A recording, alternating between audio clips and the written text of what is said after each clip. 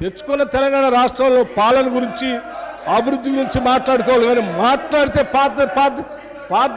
పాత మాట్లాడుకుంటే మాట్లాడే వీళ్ళందరూ రాజీనామా ఎందుకు చేస్తా అన్నారు, పార్లమెంట్లో వాళ్ళందరూ కొట్లాడుతా అన్నారు, వాళ్ళందరూ పెప్పర్ స్ప్రే తింటారు, మిగతా వాళ్ళందరూ రాజీనామా చేస్తారు.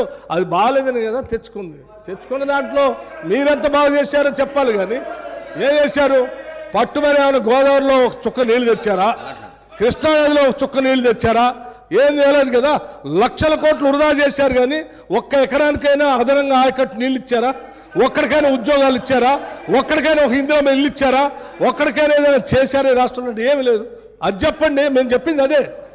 ధనంతో కూడిన సంపదతో కూడిన తెలంగాణ రాష్ట్రం ఇస్తే 10 ఏళ్ళు విధ్వంసం చేశారు. ఇవాళ విధ్వంసం చేయడం కాదు, స్వేచ్ఛ లేకుండా చేశారు.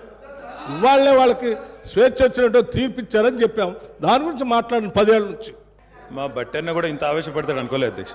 ఎందుకంటే వారికి వాస్తవాలు తెలిసి కూడా ఇంత ఆవేశపడి అధ్యక్ష గావు కేకలతో పెడబొబ్బలతో నోటికి గొంతు పెంచి అరిస్తే, గొంతు పెంచి దాడి చేస్తే, మందబలంతో శాసిస్తాననుకుంటే వాస్తవాలు కాకుండా పోవు సార్.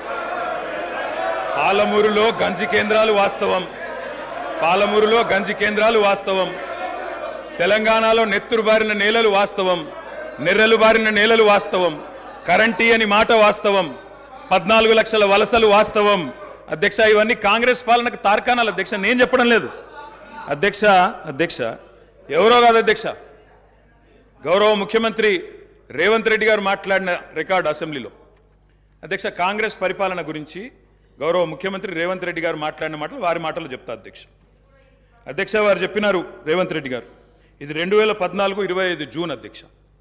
వారి మాటలు నేను కోట్ చేస్తా ఉన్నా, అసెంబ్లీ రికార్డు అధ్యక్ష.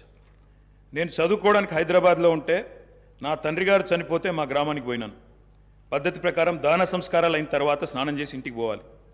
ఎండాకాలం వస్తే ఏ బావిలో కూడా రోజుల తరబడి ఈత కొట్టినామో ఆ బావి ఎండిపోయింది.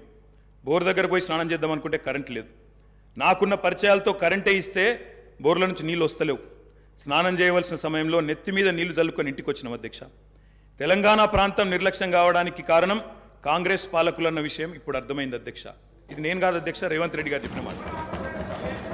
మీ ముఖ్యమంత్రి గారే చెప్పినారు అధ్యక్ష, నేను చెప్పడం కాదు. నేనేమంటున్నా అధ్యక్ష, మీరు దాచేస్తే దాగని సత్యాలు చరిత్ర అధ్యక్ష. ఇట్లా నిమిషానికి ఒకసారి ఇంటరప్ట్ చేస్తే ఎట్లా అధ్యక్ష?